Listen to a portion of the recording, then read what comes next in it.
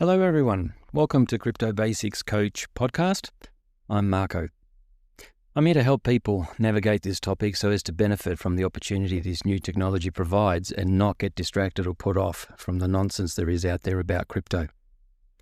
Anything and everything presented and discussed, whether here or in our sessions, is of an educational nature and should never be taken as financial advice. Always do your due diligence and consult professionals before making any final decisions.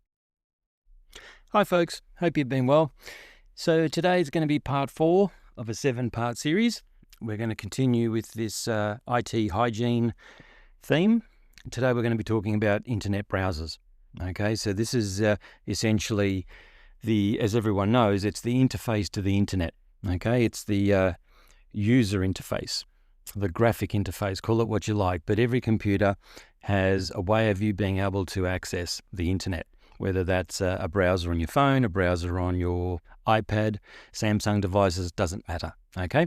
Just think of it as this is your software program that allows you to access the internet, okay? And it's one of my favorite topics. It also happens to be one of the favorites for hackers to break into, okay? Because what you need to understand is that various computers will come with their default network browsers, and then you've also got internet browsers that you can just download and start using irrespective of the device that you've purchased. And unfortunately, because a lot of these browsers are used across multiple devices, what happens is that their security tends to be, let's just say, a little loose, not by design or on purpose because they want to make it that way, but because they're trying to maximize all the different devices, all the different manufacturers, all the different microchips and etc. that makes up all of our network devices, our computer devices. Unfortunately, that inherently means that some of these software applications are going to have to allow for a lot of different conditions, and this is exactly where the hackers target. Okay, now probably 90% of issues are always going to be created because you clicked on the wrong link, or you might have clicked on the wrong permission, or you might have downloaded something or allowed something to happen which may take advantage of your internet browser. However, the bottom line that I'm going to be touching on a number of times in today's episode is that in crypto, whatever you need to do in crypto can be done with downloading the appropriate application and putting it on the appropriate device. You don't need to be doing it using an internet browser. Okay? Sure, accessing DeFi platforms, you'll need to use a browser. But other than that, any wallets and so forth that you need to use the application. Do not use the internet browser.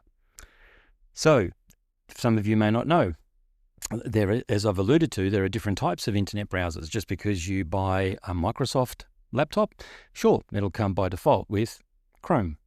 If you buy a Mac device, an Apple device, it will by default come with Safari. Okay? These are just the default internet browsers that happen to come with those products. We've discussed Macs before because of the way the operating system is set up. Safari tends to be seen as more secure as Chrome. However, sometimes it won't let you do some things that you want to do with Chrome, and hence this is the issue of security versus usability. Okay? But there are other browsers that a lot of people aren't aware of. There's one called Firefox, for instance, that you can just download off the internet. There's another one which, interestingly enough, it's called Brave, Brave.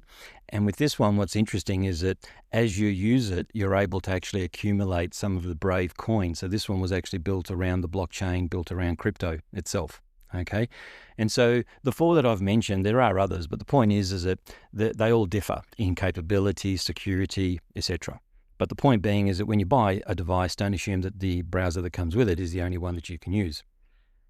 And there are ways of locking down these internet browsers. Okay, you can imagine 99% of people, they don't, because, well, they don't have the skill, they don't have the know-how, they may not even understand that it ought to be locked down. But for those a little bit more IT aware, or for those that want to spend the time, there are ways of locking down, or hardening is an IT term, hardening your internet browser. So for instance, you can go into the internet browser's security settings, and there are various things there that you can do to lock it down. You can create whitelisting websites, which usually means that these are the websites that you're going to allow your browser to interact with. Okay, the opposite of that is you can blacklist certain websites. Now, of course, usually this takes a lot of effort, takes a lot of trial and error because, well, how do you know that you're going to a website that you want to blacklist until after you've probably been to the site? But the point is that you can restrict your internet browser to be doing different things and so forth. And when I talked before about using a dedicated device, in that instance, it might make a lot of sense that you only whitelist the particular exchanges, the particular platforms that you are interacting with for your investment business. Okay, and they're the only ones you allow. And when you do set up a new investment, a new portfolio, whatever the case is, you then add the address to that whitelisting. Okay, it makes far more sense to do it on a dedicated device. Why? Well, for obvious reasons, is that your general device, you're going to be using that to browse everything, whether you're looking for a new ingredient or to order a new tool or whatever you do in general life. So you don't want to be doing that. It's quite pedantic and it's quite frustrating to try and do this type of security on your general device. If you've got a dedicated device, it makes far more sense. Okay, so all your banking, your exchanges, your DeFi platforms, you can create whitelistings knowing that you're never going to wander off the path and potentially access a website that you shouldn't. And if you're trying to, you're going to be notified and you can then make an educated decision of what you want to do. Okay, the other thing to do obviously is to run regular virus scans to ensure that something hasn't been downloaded inadvertently or malintent, especially if you have had someone recently remote access your laptop because you were looking for support.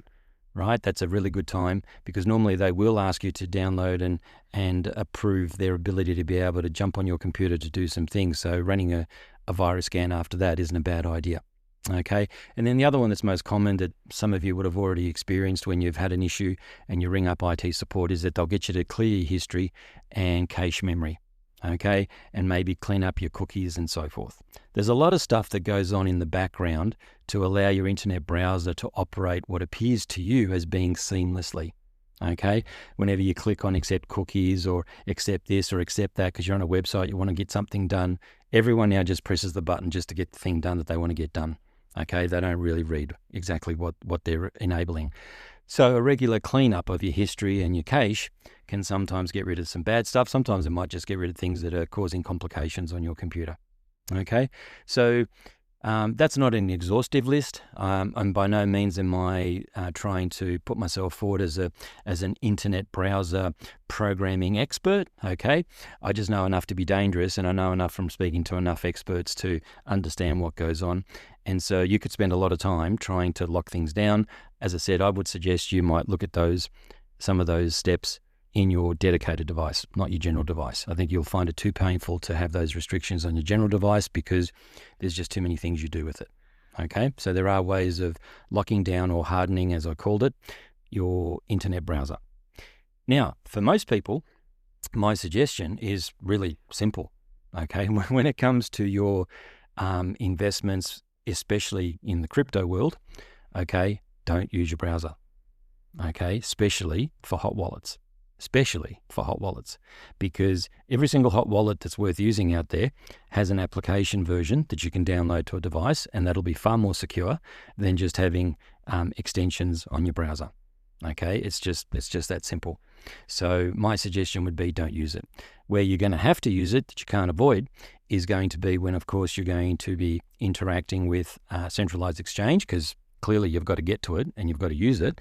So make sure that you're aware of the links, how you've saved the link, whether, is it in just favorites, and just make sure it is the right link every time you use it. Or as I said, you can create whitelistings for your websites, or when you go to a DeFi platform, clearly you have to use your browser. But at least you're going to a destination that you should know. It's going to a destination that has appropriate, credentials. That's a little safer than just running a hot wallet off your browser. Okay, so get the appropriate apps. They're far more secure when you're starting to deal with hot wallets and so forth. Your everyday browser, again, similar to your everyday device, you have to remember, as I've emphasized before, these are things that are constantly exposed every day, many, many hours every day to the internet, to external prying eyes and prying signals and scanning and so forth. Okay, that's why your phone and your laptop that you use for everyday stuff is the most susceptible to getting hacked, either because of the amount of usage where you might make a mistake, press on the wrong thing. With phones, they could be scanned, etc., just like credit cards, right? So you've got to be as diligent as you can.